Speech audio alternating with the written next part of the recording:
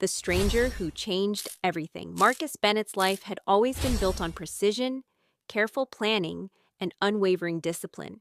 He was the kind of man who turned his ambitions into reality through calculated steps and relentless focus.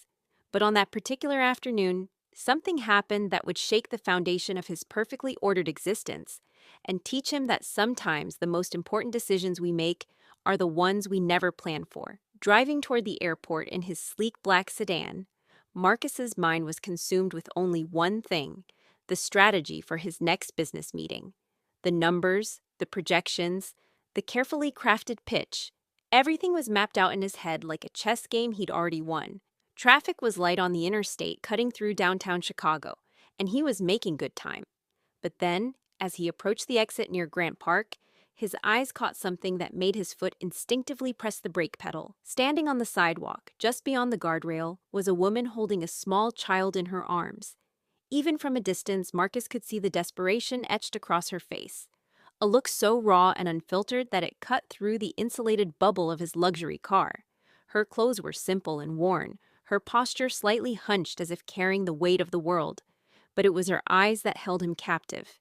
Those eyes told a story of struggle, of survival, of a battle fought in silence.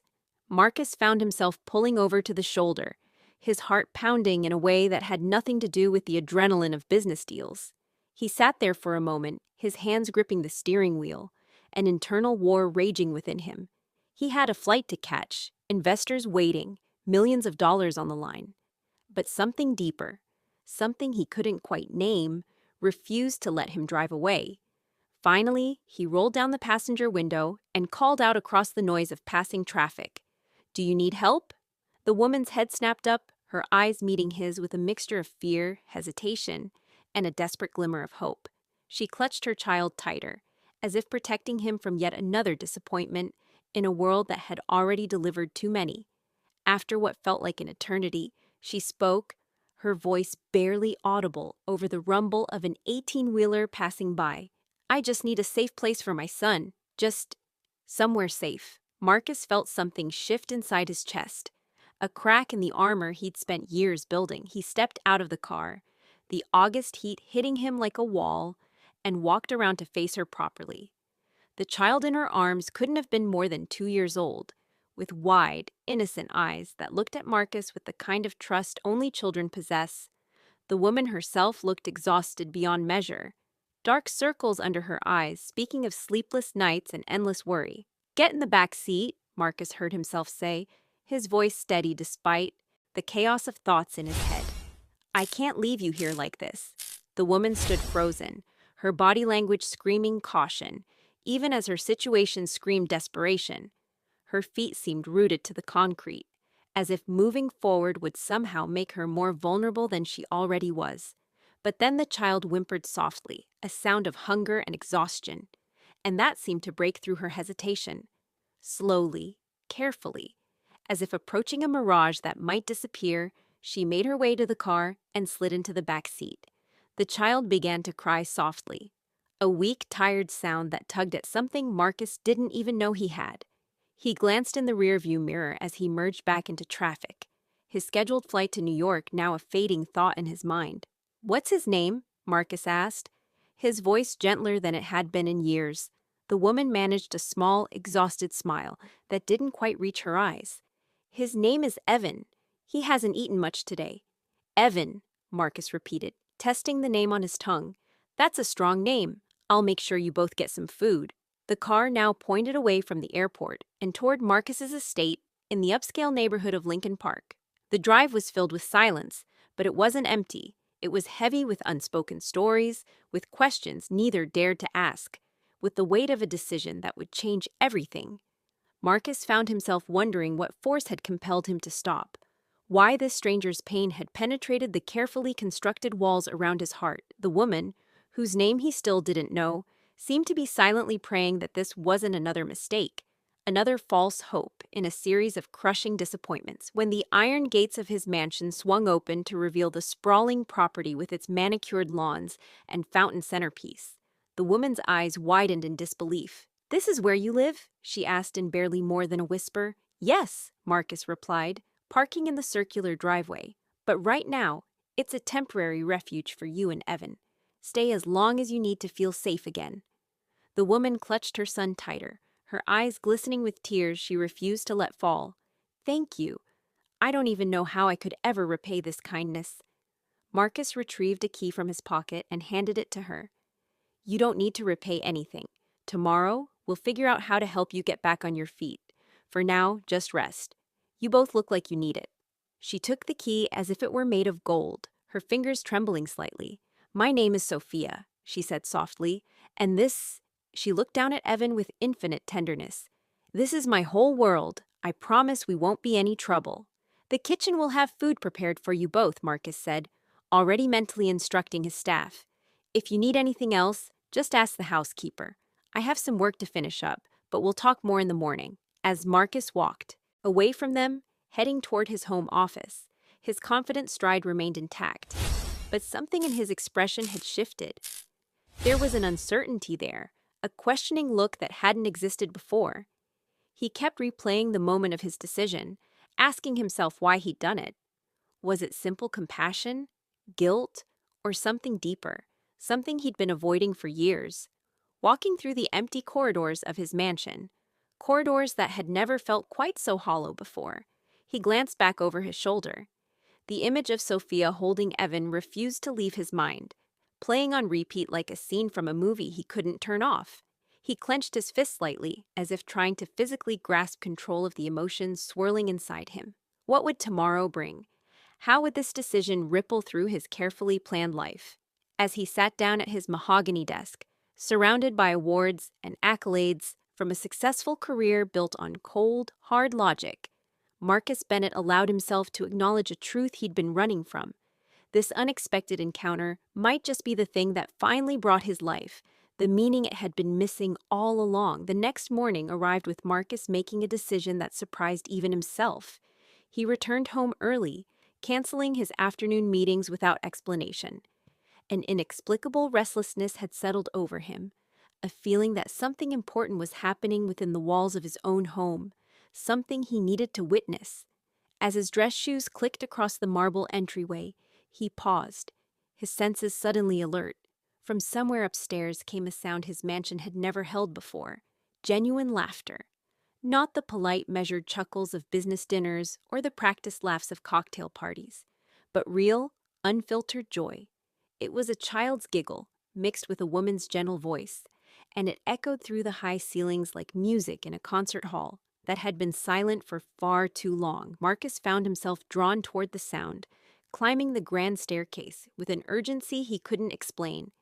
As he reached the guest wing and approached the half-open door, he stopped in his tracks, completely transfixed by the scene before him. Sophia was sitting cross-legged on the plush carpet, her hair pulled back in a simple ponytail, wearing the same modest clothes from yesterday. Evan, wearing a borrowed t-shirt that was comically too large for his tiny frame, was crawling around her in circles, chasing after a soft teddy bear that Sophia kept gently tossing just out of his reach.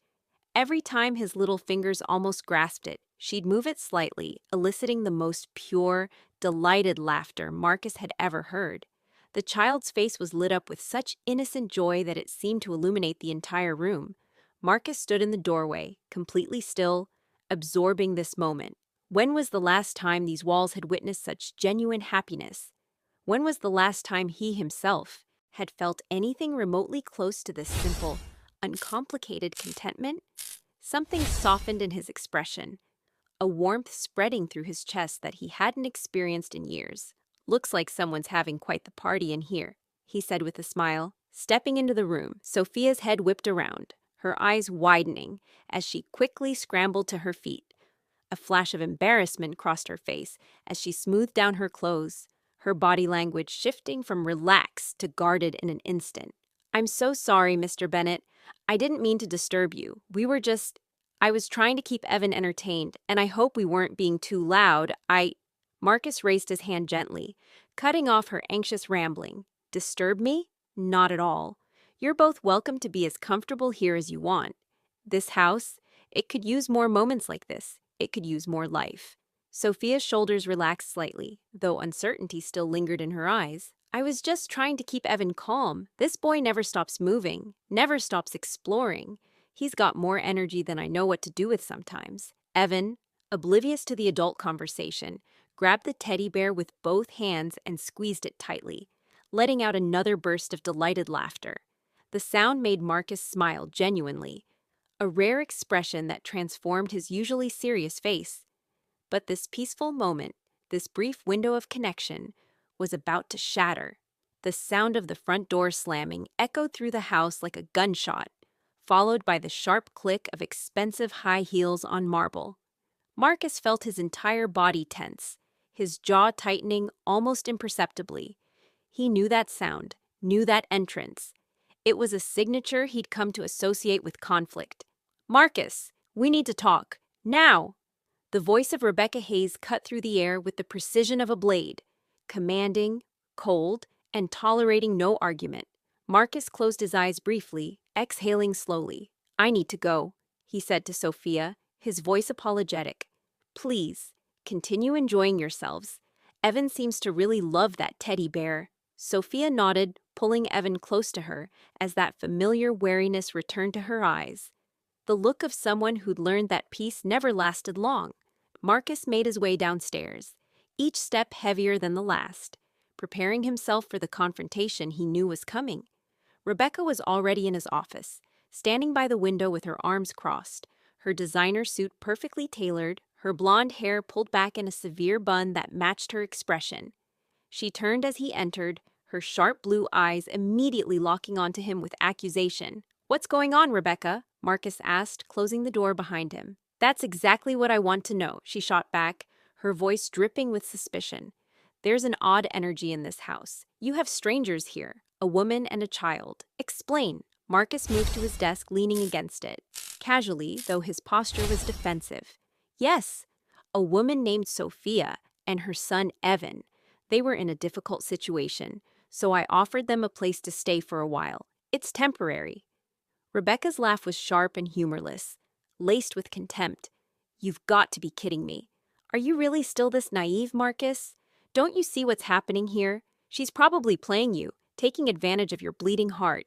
This is exactly the kind of manipulation you'd fall for." "I know what I'm doing," Marcus replied, his voice calm but firm. "Sophia genuinely needs help. She and her child had nowhere else to turn." "And what if it's all an act?" Rebecca pressed, stepping closer, her voice rising. "What if this whole helpless mother routine is designed to get into your life, into your bank account? Did you even bother to ask who she is, what her background is, what she's running from? Or did you just throw open your doors to any stranger with a sad story?" Marcus said nothing, and his silence seemed to fuel Rebecca's anger further. "This is exactly what I'm talking about," she continued, her words coming faster now. "You're too trusting, too soft. Not everyone is honest, Marcus. Not everyone deserves your charity. You need to think about what you're risking here. Your reputation, your safety, your assets. She could be anyone. A con artist, a criminal, someone looking to exploit you the first chance she gets." Each word was like a seed planted in fertile soil, and despite himself, Marcus felt doubt beginning to take root. Rebecca was right about one thing. He knew almost nothing about Sophia. Who was she really? What was her story? Was he being a fool? That night, as the house settled into quiet darkness, Marcus found himself standing outside the guest room door once again. Through the crack, he could see Sophia gently rocking Evan to sleep, humming a soft lullaby. The tenderness in her actions made his chest tighten with guilt, but Rebecca's words echoed in his mind, drowning out his instincts. He knocked softly, and Sophia looked up, carefully placing the sleeping Evan on the bed before standing to face him. "Is everything all right?" she asked, concern evident in her voice. Marcus met her eyes, and for a moment, he almost turned back. But the doubt had already taken hold, and the words came out before he could stop them. "Sophia, I need to know who you are. Really know. I understand you're in trouble, but I need to understand why you're here, what your past is. Are you hiding something from me?" The change in Sophia's expression was immediate and devastating. Her eyes, which had held gratitude and warmth just hours ago, now flashed with hurt and anger. Her hands balled into fists at her sides as she struggled to keep her voice level. "You helped me, and I'll always be grateful for that," she said, her voice trembling with barely contained emotion. "But that doesn't give you the right to interrogate me like I'm some criminal. I didn't come here to betray anyone's trust. If my presence is making you uncomfortable, if you're having second thoughts, then I'll leave right now." She turned abruptly and began gathering her few belongings, shoving them into a worn backpack with jerky, angry movements. Her voice cracked as she continued, tears threatening to spill over. "I asked you for help because I had nowhere else to go. I never wanted you to question my integrity, to look at me like I'm some kind of threat. My son and I had no one, no family, no friends who could take us in, no shelter that would keep us together. But I won't stay where I'm not trusted." Marcus opened his mouth to respond, but the words died in his throat. For the first time, he truly saw what he'd done, how he'd taken someone at their most vulnerable moment and made them feel like a suspect instead of a human being in need. Sophia picked up her bag and lifted Evan into her arms. The child stirred slightly but didn't wake, his small head resting on her shoulder. Without another word, without giving Marcus a chance to apologize or explain, she walked past him and out the door. Marcus stood frozen in the empty room, listening to her footsteps fade down the hallway, down the stairs, and finally, the sound of the front door closing. The silence that followed was deafening, a void that seemed to swallow everything warm and alive that had briefly existed in his home. He sank into a chair, his head in his hands, a terrible emptiness settling over him. Had Rebecca's poisonous words led him astray? Had he just destroyed something precious because he'd allowed fear and suspicion to override his own judgment? For the first time in his carefully controlled life, Marcus Bennett felt completely, utterly lost. The days following Sophia and Evan's departure dragged on with an unbearable heaviness that Marcus couldn't shake. His mansion, which had always been a symbol of his success, now felt like a mausoleum, cold, empty, and echoing with memories of laughter that had been far too brief. He tried to lose himself in work, burying himself in spreadsheets and conference calls. But nothing could fill the void that had opened up inside him. Every corner of the house reminded him of what he'd lost.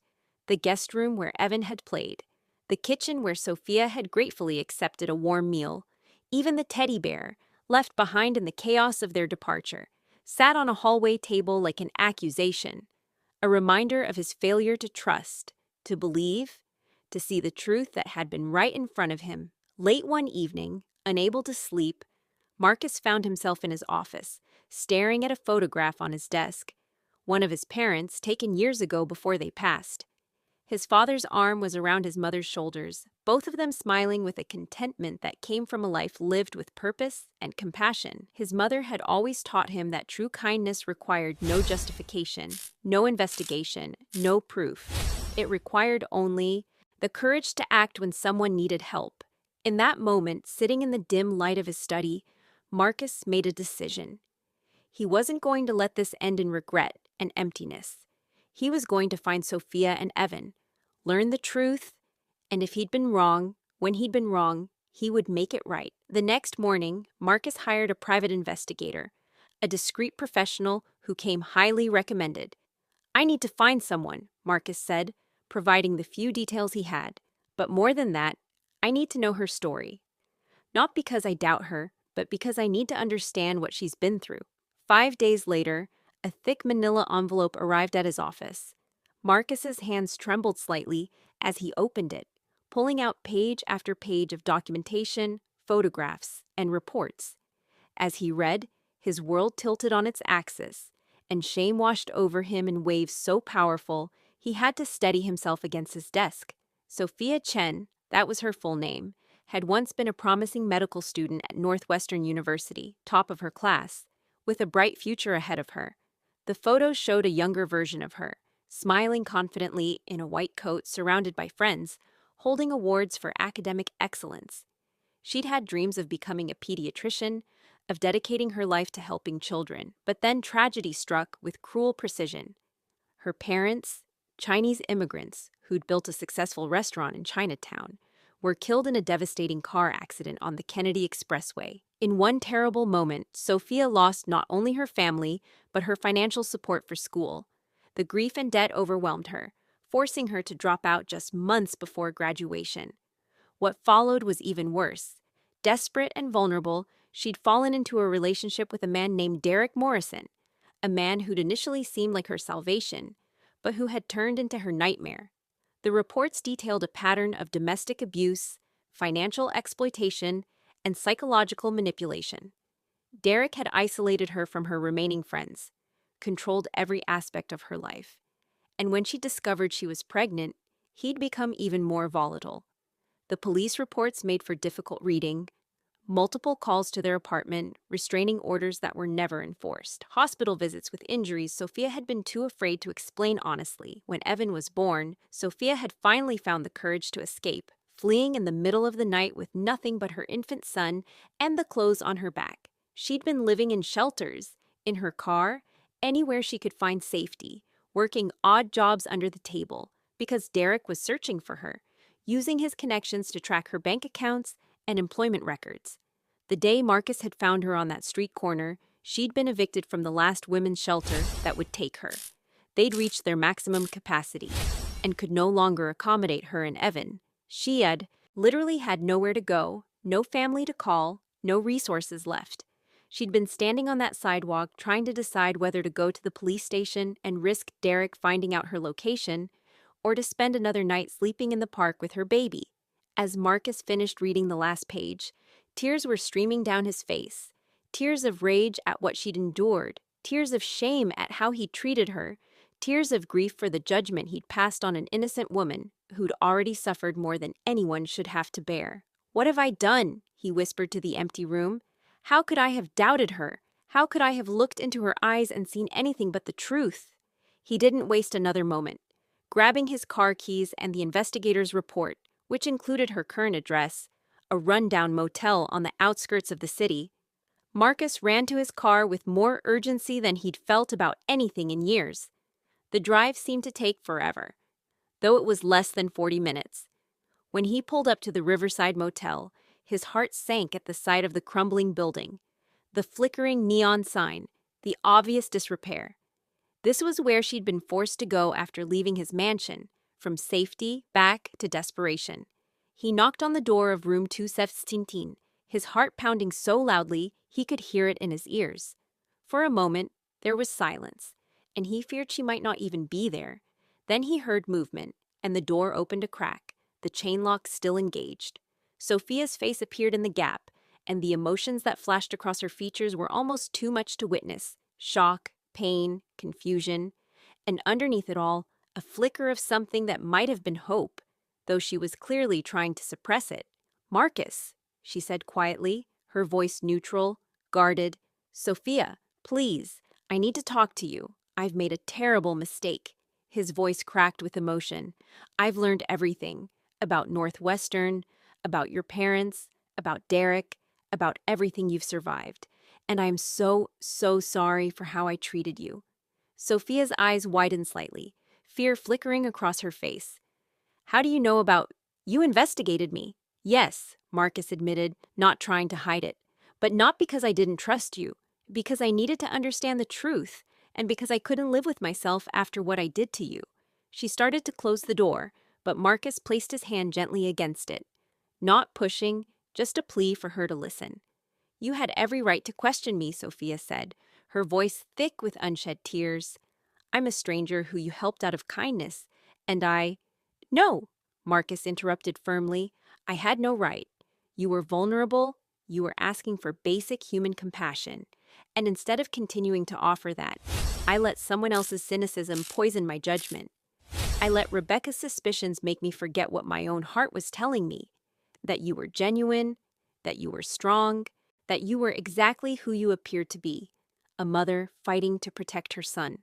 Sophia's hand went to the door chain, and for a moment Marcus thought she might unlock it. Instead, she just stood there, torn between self-preservation and the desperate need to believe that someone might actually care. "I saw your parents' photo in your file," Marcus continued, his voice gentle. "They looked like wonderful people. Your mother's smile reminds me of yours when you were playing with Evan. And your father? He had the same determined look in his eyes that you have. They would be so proud of how you've protected your son, how you've survived despite everything. That did it." The tears Sophia had been holding back finally spilled over, and her hand reached for the chain. She unlocked it and opened the door fully, Evan sleeping peacefully in a porta-crib behind her. "Why are you here, Marcus?" she asked, her voice breaking. "What do you want from me?" "I want you and Evan to come back," Marcus said simply, "but not as guests this time, not as charity cases or temporary refugees. I want you to be part of my life, part of my home. I want to help you finish your medical degree. I want to make sure Derek can never hurt you again. I've already spoken with my attorneys about getting you proper legal protection. I want Evan to grow up safe and happy. And selfishly, I want to be part of that journey because in the brief time you were in my life, you showed me what my mansion had been missing all these years: a family, warmth, purpose, meaning." Sophia stared at him, searching his face for any sign of insincerity or pity. "How can I trust you?" she whispered. "How do I know you won't question me again, won't doubt me when things get difficult?" "You're right to ask that," Marcus acknowledged. "Trust isn't given, it's earned, and I haven't earned yours, not yet. But I'm asking for the chance to try. I'm asking you to let me prove that my actions from now on will match my words. I can't change what I did, but I can commit to never doing it again." "I'll come back," Sophia said slowly, her voice steady despite the tears still on her cheeks. "But on one condition." "Anything," Marcus said immediately. "This has to be a partnership of equals," she said firmly. "If we're going to rebuild our lives, if we're going to create something stable for Evan, it has to be based on mutual respect and honest communication. I won't be dependent on anyone ever again. I won't be controlled or questioned every time something seems unclear. I've fought too hard for my independence to give it up now. I promise you," Marcus said, meeting her eyes with complete sincerity. "This relationship, whatever it becomes, will be on your terms. Your voice will always matter. Your independence will always be respected. You and Evan are not guests or dependents. You're partners in building something better." For the first time since he'd knocked on her door, Sophia smiled. A real, genuine smile that lit up her entire face despite the tears. "Okay then, let's try this again. Let's do it right this time." Marcus helped her pack their few belongings, carefully carrying the sleeping Evan to his car, while Sophia gathered their things. As they drove back toward the mansion, the atmosphere was different from that first ride. Still uncertain, still tentative, but now carrying the weight of understanding, of truth fully revealed, of second chances gratefully accepted. When they arrived home, and Marcus realized he was now thinking of it as home in a way he never had before, Sophia and Evan settled back into their room. But this time, everything was different. This time, Sophia walked through the house, not as a timid guest, but as someone claiming space in a world that was becoming hers too. Over the following weeks, the mansion transformed. Evan's laughter once again filled the hallways, but now it was joined by other sounds. Sophia studying at the kitchen table, having been re-enrolled at Northwestern, with Marcus's financial support. The two adults talking late into the night about their pasts, their hopes, their fears. The quiet moments of companionship that come when two people who've both known loss find understanding in each other. One afternoon, while Marcus was working in his home office, Evan toddled in on unsteady legs, having recently mastered walking. The little boy's face broke into a huge smile when he saw Marcus, and he rushed forward with arms outstretched. "Dada!" Evan said clearly, reaching for Marcus to pick him up. Time seemed to stop. Marcus felt his chest tighten with emotion so powerful it almost overwhelmed him. He looked up to see Sophia standing in the doorway, tears streaming down her face, but she was smiling, nodding her permission, her blessing. Marcus scooped Evan up into his arms, holding him close as the little boy wrapped his arms around his neck. "Dada," Evan repeated, patting Marcus's cheek with his tiny hand. "My Dada." "Yeah, buddy," Marcus whispered, his voice thick with emotion. "I'm here. I'll always be here." It was in that moment that Marcus Bennett understood the true meaning of family. Not the family you're born into, but the family you choose. The family you build from the broken pieces of your separate lives. The family that emerges when you have the courage to trust, to help, to love without conditions or expectations. Rebecca made one final attempt to intervene, showing up at the mansion unannounced a month later. She found Marcus in the garden, playing with Evan while Sophia studied nearby. medical textbooks spread across a patio table. "Marcus, this is ridiculous," Rebecca said, her voice sharp with frustration. "You're throwing your life away on these people. They're going to ruin everything you've built." Marcus stood up, brushing grass off his knees, and looked at Rebecca with a calmness that came from absolute certainty. "You're wrong, Rebecca. They haven't ruined anything. They've completed everything. This house was never a home until they arrived. My success meant nothing because I had no one to share it with, no purpose beyond accumulating more wealth. You don't get to question my choices anymore. This is my family now, and they're exactly where they belong." Rebecca's face flushed with anger and embarrassment. She opened her mouth to argue further, but seemed to realize it was pointless. Without another word, she turned and walked away, her heels clicking sharply on the stone path, a sound that faded into the distance and never returned. As the seasons changed and time moved forward, Marcus, Sophia, and Evan built a life together that was rich not in material wealth alone, but in trust, love, and second chance. Sophia graduated at the top of her class, fulfilling her dream of becoming a pediatrician. Marcus scaled back his business commitments to spend more time with his family. Evan grew up knowing the security of a home filled with love, never having to understand the fear and instability his first months had held. And every night, when Marcus tucked Evan into bed and the little boy sleepily called him Dada, he was reminded of the single most important lesson his journey had taught him, that the best decisions we ever make are the ones that lead us to the people we're meant to love, and that true wealth is measured not in dollars or properties, but in the lives we touch and the families we build from acts of simple, courageous kindness. Conclusion: this story is a reminder that our greatest blessings often come disguised as detours, as interruptions to our carefully planned lives that force us to choose between staying in our comfort zones and stepping into our humanity. Marcus could have driven past Sophia that day. He could have let Rebecca's cynicism guide his choices. He could have protected his walls instead of opening his heart, but he didn't.